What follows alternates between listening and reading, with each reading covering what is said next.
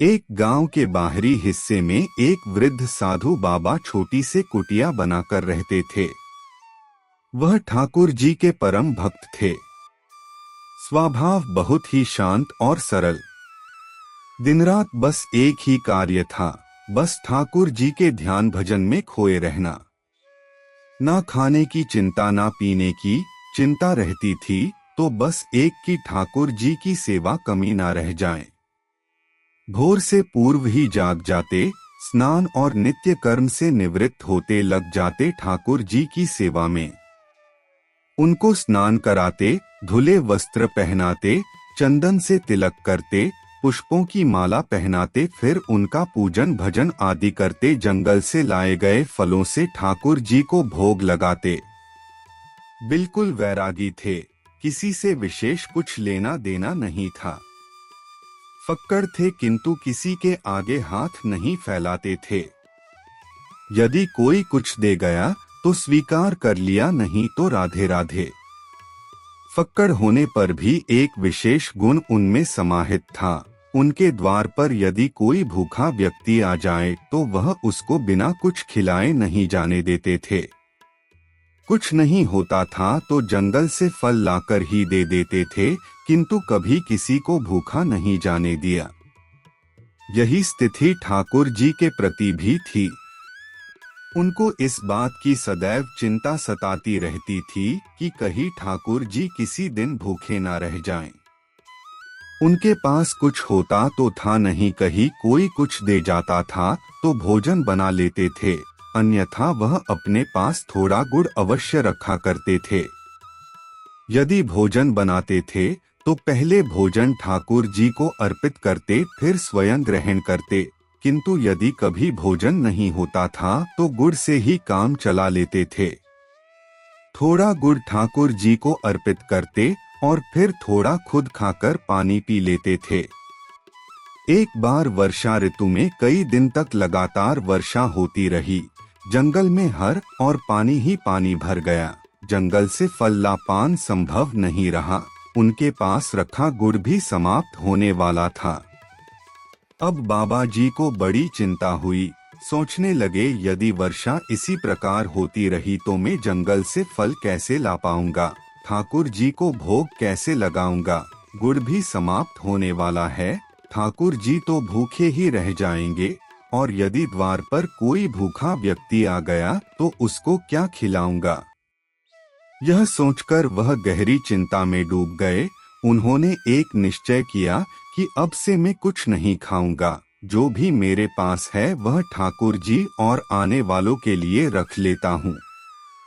ऐसा विचार करके उन्होंने कुछ भी खाना बंद कर दिया और मात्र जल पीकर ही गुजरा करने लगे, किंतु ठाकुर जी को नियमित रूप से भोग देते रहे।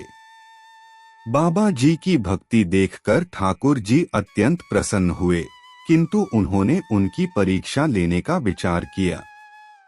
2 दिन बाद ठाकुर जी ने एक वृद्ध ब्राह्मण का रूप धारण किया और उनकी कुटिया में उस समय पहुंचे जब तेज वर्षा हो रही थी। वृद्ध ब्राह्मण को कुटिया पर आया देख साधु बाबा बहुत प्रसन्न हुए और उनको प्रेम पूर्वक कुटिया के अंदर ले गए। उनको प्रेम से बैठाया, कुशल क्षेम पूछी। तब वह ब्राह्मण बड़ी ही दीन वाणी में बोला कि 3 दिन भूखा है, शरीर बहुत कमजोर हो गया है, यदि कुछ खाने का प्रबंध हो जाए तो बहुत कृपा होगी। तब साधु बाबा ने ठाकुर जी को मन ही मन धन्यवाद दिया कि उनकी प्रेरणा से ही वह कुछ गुड़ बचा पाने में सफल हुए। वह स्वयं भी 3 दिन से भूखे थे, किंतु उन्होंने यथासंभव गुड़ और जल उस ब्राह्मण को अर्पित करते हुए कहा कि श्रीमान जी, इस समय तो इस कंगले के पास मात्र यही साधन उपलब्ध है, कृपया इसको ग्रहण करें। बाबा की निष्ठा देख ठाकुर जी अत्यंत प्रसन्न थे, किंतु उन्होंने अभी और परीक्षा लेने की ठानी। वह बोले, इसके मेरी भूख भला कैसे मिटेगी, यदि कुछ फल आदि का प्रबंध हो तो ठीक रहेगा। अब बाबा जी बहुत चिंतित हुए। उनके द्वार से कोई भूखा लौटे यह उनको स्वीकार नहीं था। वह स्वयं वृद्ध थे, 3 दिन से भूखे थे, शरीर भूख निढाल था, किंतु सामने विकट समस्या थी। उन्होंने उन ब्राह्मण से कहा, ठीक है श्रीमान जी, आप थोड़ा विश्राम कीजिए, मैं फलों का प्रबंध करता हूँ। बाबा जी ने ठाकुर जी को प्रणाम किया और चल पड़े भीषण वर्षा में जंगल की ओर फल लाने। जंगल में भरा पानी था। पानी में अनेकों विषैले जीव इधर उधर बहते जा रहे थे, किंतु किसी भी बात की चिंता किए बिना साधु बाबा कृष्णा कृष्णा का जाप करते चलते रहे। उनको तो मात्र एक ही चिंता थी कि द्वार पर आए ब्राह्मण देव भूखे ना लौट जाएं। जंगल पहुंचकर उन्होंने फल एकत्र किए और वापस चल दिए। कुटिया पर पहुंचे तो देखा कि ब्राह्मण देव उनकी प्रतीक्षा कर रहे थे। बाबा जी ने वर्षा और भरे हुए पानी के कारण हुए विलंब के कारण उनसे क्षमा मांगी और फल उनको अर्पित किए। वह वृद्ध ब्राह्मण बोला, बाबा जी आप भी तो ग्रहण कीजिए। किंतु वह बाबा जी बोले, क्षमा करें श्रीमान जी, मैं अपने ठाकुर जी को अर्पित किए बिना कुछ भी ग्रहण नहीं करता। यह फल मैं आपके लिए लाया हूँ, मैंने इनका भोग ठाकुर जी को नहीं लगाया है। तब वह ब्राह्मण बोला, ऐसा क्यों कह रहे हैं आप, ठाकुर जी को तो आपने अभी ही फल अर्पित किए हैं। बाबा बोले, अरे ब्राह्मण देव क्यों परिहास कर रहे हैं, मैंने कब अर्पित किए ठाकुर जी को फल। तब ब्राह्मण देव बोले, अरे यदि मुझे पर विश्वास नहीं तो जाकर देख लो अपने ठाकुर जी को, वह तो तुम्हारे द्वारा दिए फलों को प्रेम पूर्वक खा रहे हैं। ब्राह्मण देव की बात सुनकर बाबा जी ने जाकर देखा तो वह सभी फल ठाकुर जी के सम्मुख रखे थे जो उन्होंने ब्राह्मण देव को अर्पित किए थे। वह तुरंत बाहर आए और आकर ब्राह्मण देव के पैरों में पड़ गए और बोले, कृपया बताएं आपको है। यह सुनकर श्री हरि वहां प्रत्यक्ष प्रकट हो गए। ठाकुर जी को देख वह वृद्ध बाबा अपनी सुध-बुध खो बैठे, बस ठाकुर जी के चरणों से ऐसे लिपटे मानो प्रेम का झरना बह निकला हो। आंखों से अश्रुओं की धारा ऐसे बहे जा रही थी जैसे कुटिया में ही वर्षा होने लगी हो।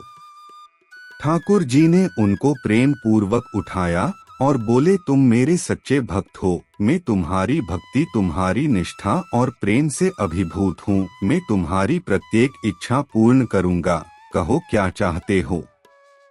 किंतु साधु बाबा की तो मानो वाणी ही मारी गई हो, बस अश्रु ही बहे जा रहे थे। वाणी मौन थी। बहुत कठिनता से स्वयं को संयत करके बोले हैं, नाथ जिसने आपको पा लिया हो उसको भला और क्या चाहिए। अब तो बस इन चरणों में आश्रय दे दीजिए। ऐसा कहकर वह पुनः ठाकुर जी के चरणों में गिर पड़े। तब ठाकुर जी बोले, मेरा दर्शन व्यर्थ नहीं जाता, मांगो क्या चाहते हो, कहो तो तुमको मुक्ति प्रदान करता हूँ। यह सुनते ही बाबा विचलित हो उठे। तब बाबा बोले, है हरि है नाथ, मुझको यूं ना छलिए, मैं मुक्ति नहीं चाहता। यदि आप देना ही चाहते हैं तो जन्मों जन्मों तक इन चरणों का आश्रय दीजिए। है नाथ, बस यही वरदान दीजिए कि मैं बार बार इस धरती पर जन्म लूं और हर जन्म में आपके श्री चरणों के ध्यान में लगा रहूं। हर जन्म में इसी प्रकार आपको प्राप्त करता रहूं। तब श्री हरि बोले, तथास्तु। भगवान के ऐसा कहते ही साधु बाबा के प्राण श्री हरि में विलीन हो गए। हर हर महादेव।